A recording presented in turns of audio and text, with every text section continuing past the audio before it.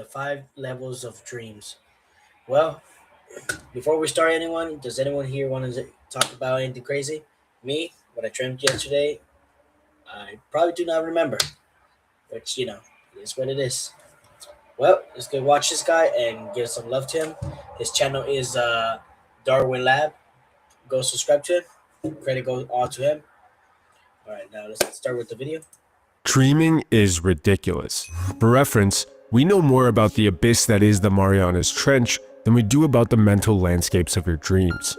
I guess he's right. I mean, technically speaking, I mean, to be honest, we don't fully know much about what's under the water. Like, at least some sources can probably say that it's like 5% we know.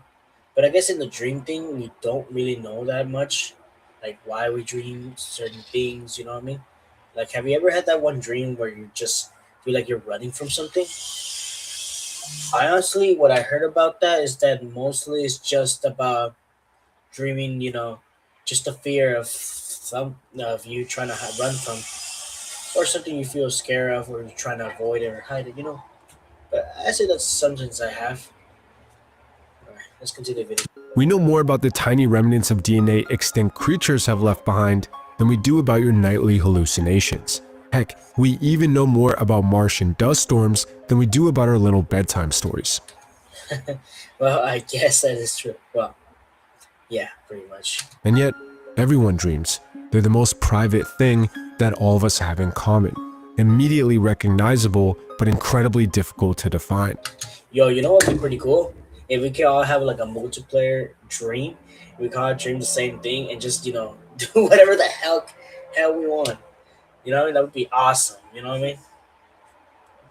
So much so that for decades, dreams were believed to be nothing more than brain noise, very fleeting and completely meaningless. But if that's true, why would your brain paralyze you during REM sleep? Why would it burn costly energy running simulations instead of repairing itself? And why would REM sleep appear in the womb way before any life experience? The reality is, the rabbit hole of dreams is deep, way deeper than you think. All I know I can say when I understand about dream is it's the conscious of your mind talking to you. It's like your brain trying to communicate with you.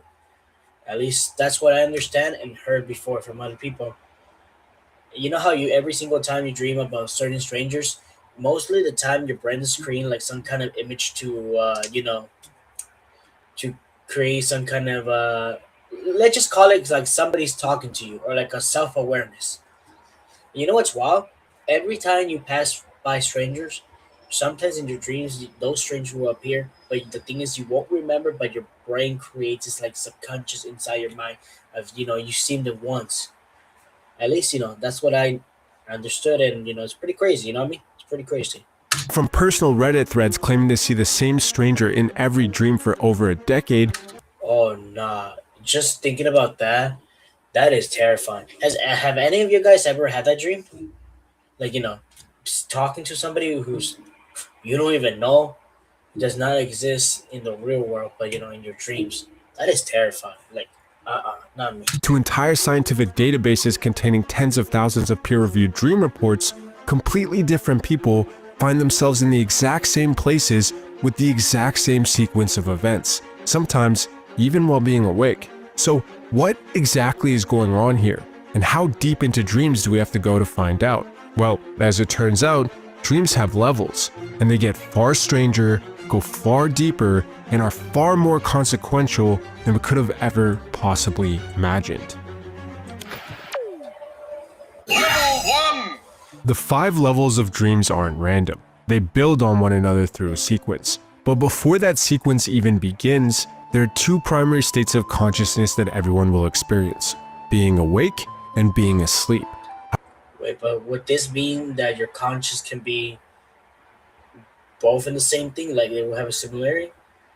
Well, that's a good question, and I hope anyone knows. Leave it in the comment below. I'll be pretty interested to read. However, what's less well known is that there's also a third state, a strange in-between called hypnagogia, which is a transitional state between being awake and falling asleep, or vice versa. But what's interesting is that even though you're not fully asleep, raw fragmented noise still floods the brain. specifically geometric patterns. And yes, I mean these geometric patterns. I mean, do any of y'all get this kind of dreams? I mean, me personally, I don't think I do. Mostly mine is just like stupid things or just generally me talking to somebody, that kind of stuff. Or, I don't know, some meaning. I don't know. It's just I don't think I ever had this. I think this is like a small percentage of people, or I don't know. Can anyone let me know in the comments below if you ever had this? Which in level 1 is the pulsating chaos you'll experience as you drift into sleep. It was Heinrich Clover in the 1920s who first documented this phenomenon, and he found that there were 4 common patterns anytime someone begins entering an altered state: lattices, cobwebs, tunnels, and spirals, all of which are described as the precursors to our inner worlds. We're not entirely sure why this happens, but we do know it comes from the visual cortex, which is one of the theories behind why we dream in general. Because of neuroplasticity, if the visual cortex is unused, like in people who are blind, neighboring brain regions essentially invade that space to then repurpose it for what they do.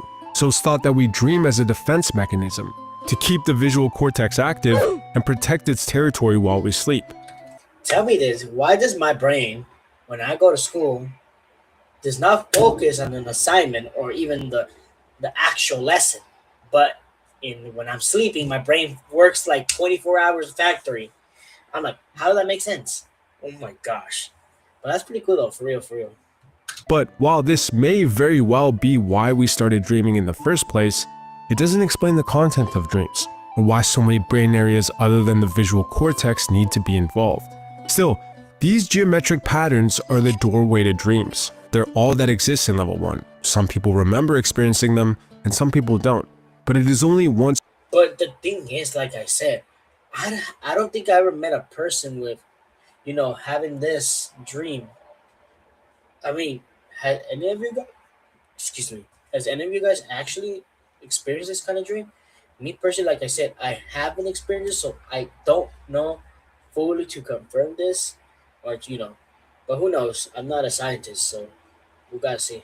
You cross through them that the real dreaming begins. In level 2, you're dreaming. Kind of. You're somewhere, you might be someone, but the dream is still forming. So at this level, the landscape is the focus. But it's odd, feels incomplete, and is completely empty.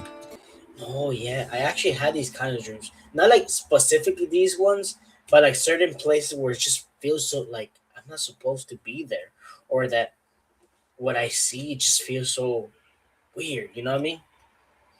Like I have if I remember, there was one time where I dreamt of a school when I was back when I was like in high school, which I think it's like been, I want to say like 4 years ago. Yeah, 4 years ago, where exactly I had this dream being in it, but it just felt so weird. It was dark, but like in a midnight way.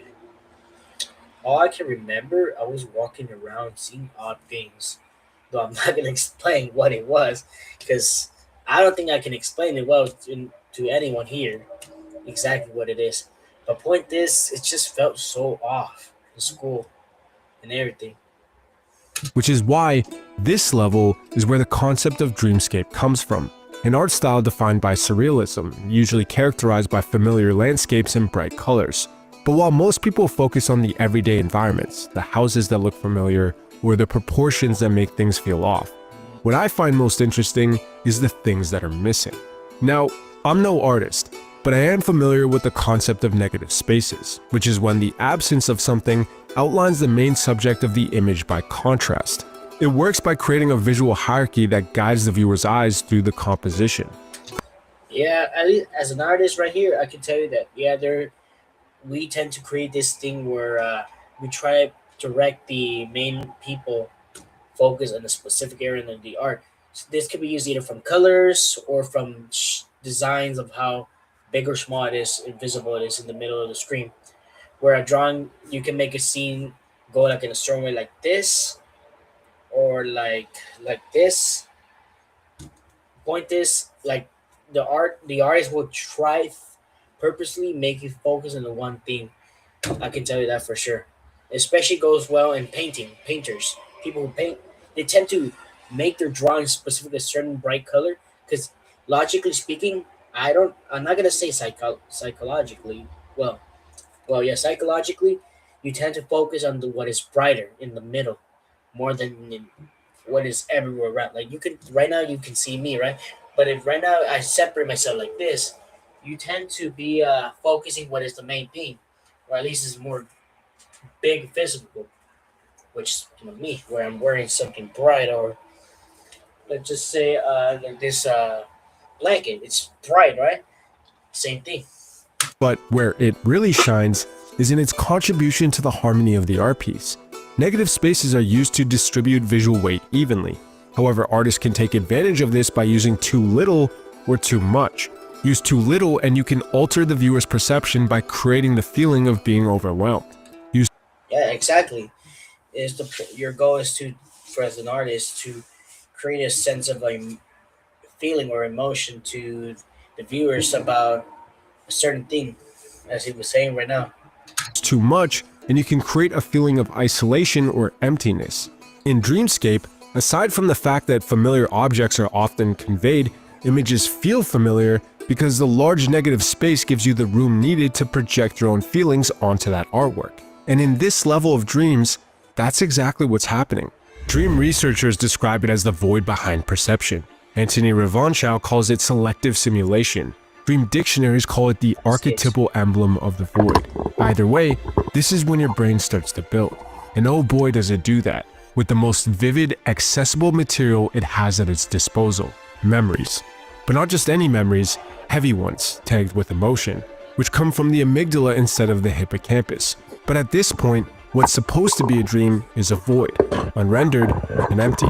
And yet, it is that emptiness that allows the brain to project its emotions onto that void, creating a simple, barely rendered landscape of emotion.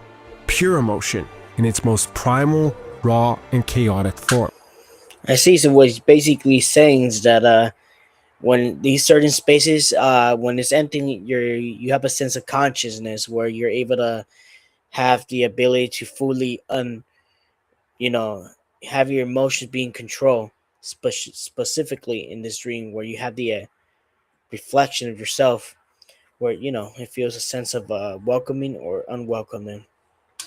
Stitched together from the deepest parts of your memories, with no plot, no structure, and no people, bubbling up to the surface as the foundation that every other level will be built upon. However, at this stage, what you experience is just the beginning. A strange phenomenon that exemplifies Airports, oh my gosh. Honestly, I actually had a dream about an airport, but not specifically in the airport, but in the plane. Let me explain it. You see, there was when I was younger, I remember dreaming about once being in a plane, but in this plane, I was with my family, with my mother and my brothers. But in this dream specifically, I remember that the plane, the bottom layer, the ground, right, was falling apart. Oh my gosh, it was scary. Luckily, in my dream, none of my family was able to, didn't fall. I actually almost fall, but the thing is, I remember grabbing myself.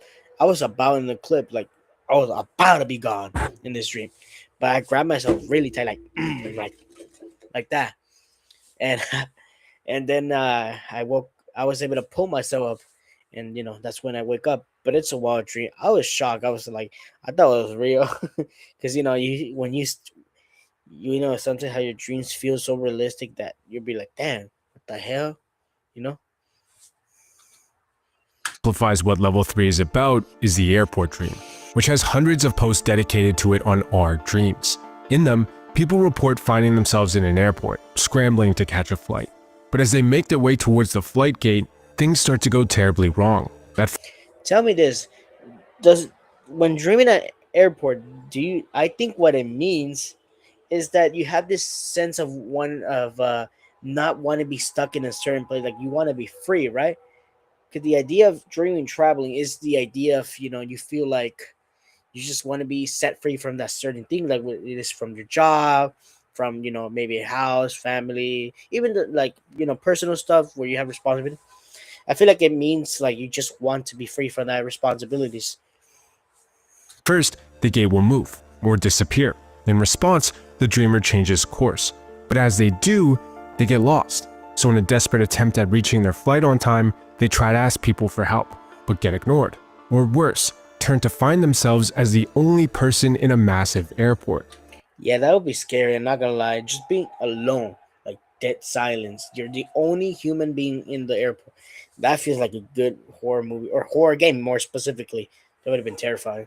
And no matter how much they run or how hard they try, eventually they'll miss their flight.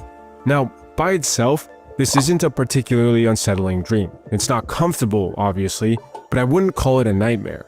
However, where things do start to get nightmarish is when they repeat. And in the airport dream, this seems to be a frequent occurrence, as a couple months later, the same person will find themselves in the same narrative arc, but happening on a cruise, or Honestly, yeah. I mean, not personally this specific dream, but it has certain dreams where it just repeats over and over. I would say it only has happened to me like four times, and not in a row, but four times in my life, where certain dreams I have experienced multiple times, which I'm like, damn, like why am I dreaming the same thing over and over? But it hasn't gotten a point that is, like it feels like a loop. At least not right now, in these dreams. It's not like waking up, but I have had with that, but we'll continue. in a hotel, or when they're on vacation, all of which have the same outcome but with a different sequence of events. Generally, it's thought that a dream about never arriving in a transportation setting is tied to anxiety about unresolved life tasks. But with the setting itself depending on the transportation settings you're most accustomed to. Regardless, this phenomenon perfectly encapsulates the key aspect of this level. It's metaphorical. With raw emotion taking center stage, your brain is now trying to shape it. But to do that, it needs to turn up the volume.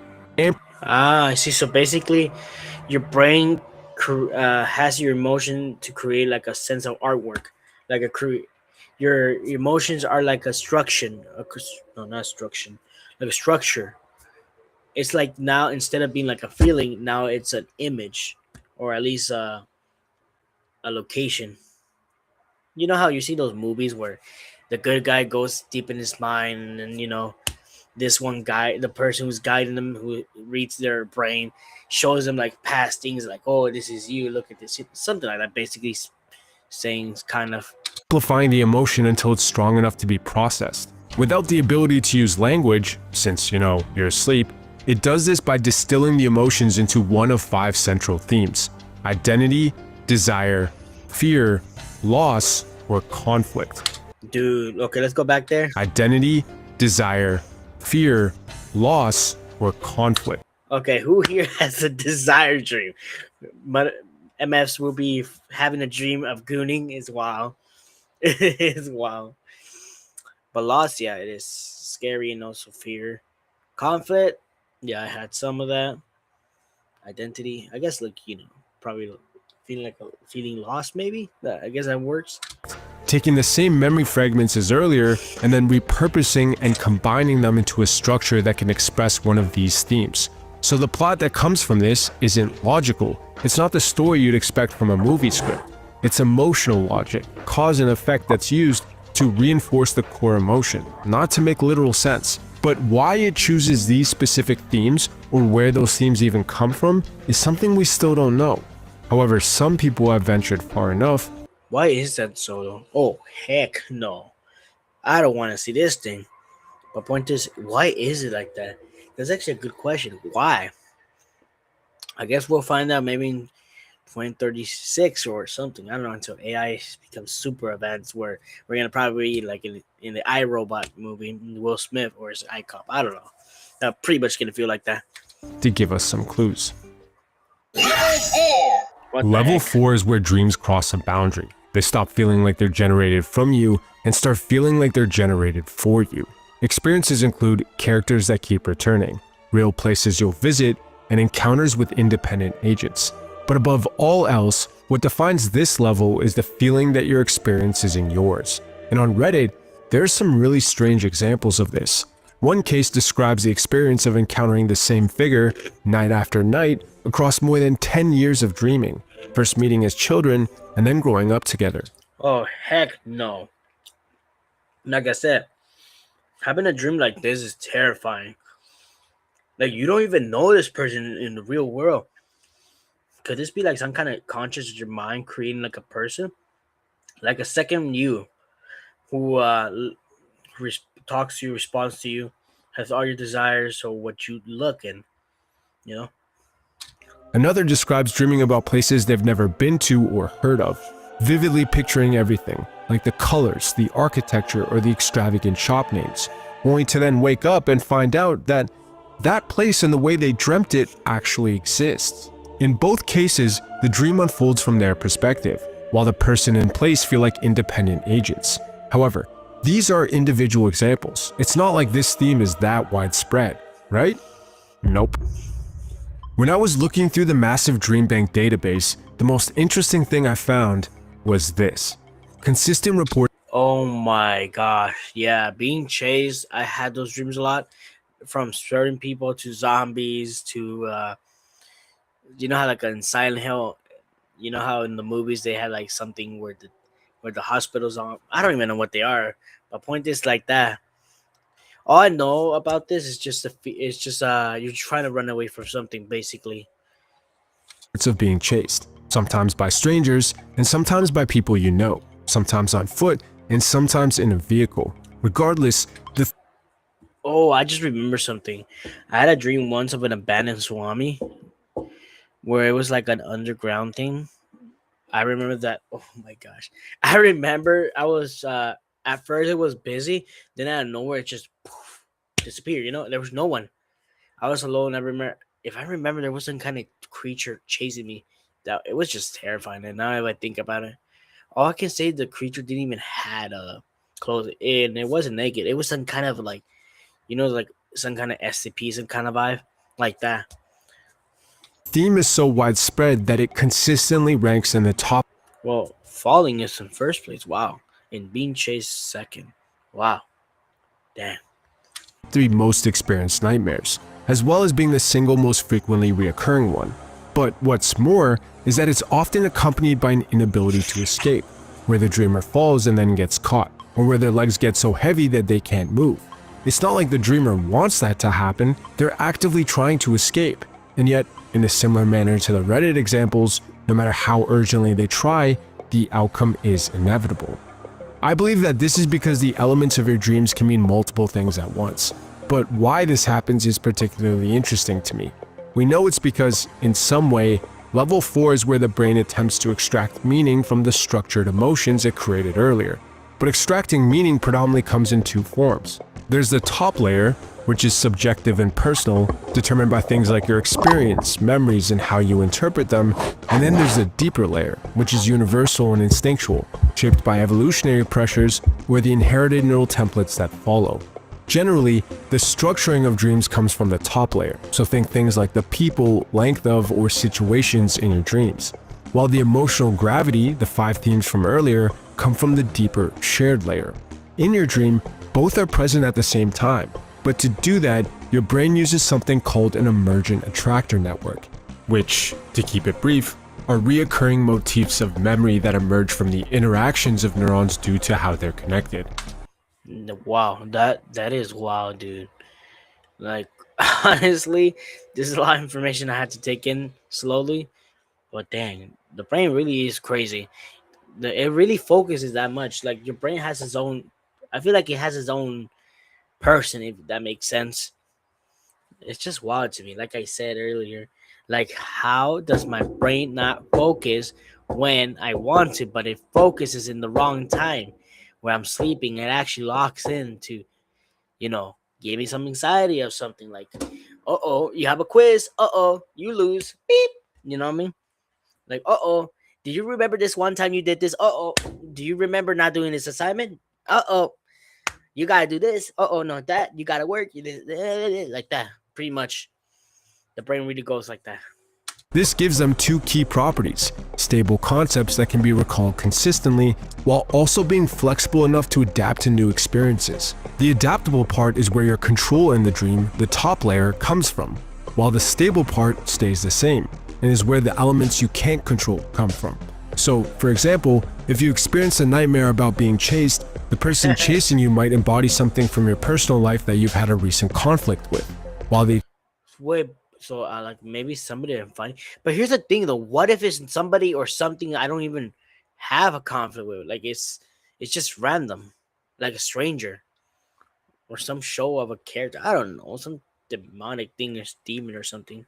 Experience of being chased embodies the universal fear of a confrontation with inescapable consequences. In the Reddit example with the unknown person appearing again and again, this figure might reappear whenever the dreamer is caught in a reoccurring emotional cycle, but in the stable layer, it's a symbol for a part of them that they need to incorporate. And it's only when they do that the person and the emotional cycle will stop appearing. So in other words, the lack of control is what provides the consistent framework necessary to make the dream interpretable, while the flexibility of it is shaped and colored by your own experiences or whatever you're going through. Still, level 4 is where dream research basically falls off a cliff, so I'm reasoning based on the limited information I have.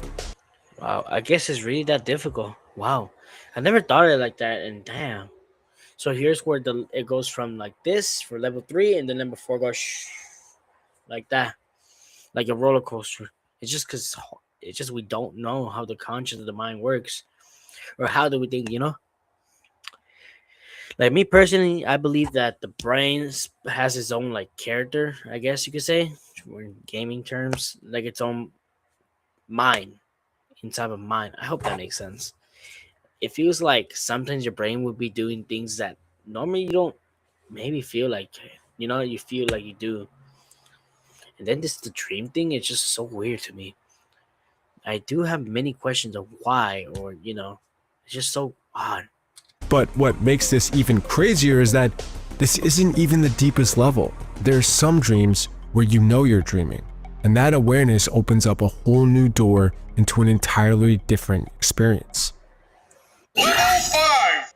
It's rare, and Oh no. Okay, I'm gonna be honest, I never had lucid dreaming, but I had dreams where in the dream I'd be stuck in a loop for 7 times. Like that is terrifying. I remember waking up actually finally, and I was like, dang, like I was happy. I don't remember specifically what was it, but I do remember it was like I think 74 times maybe.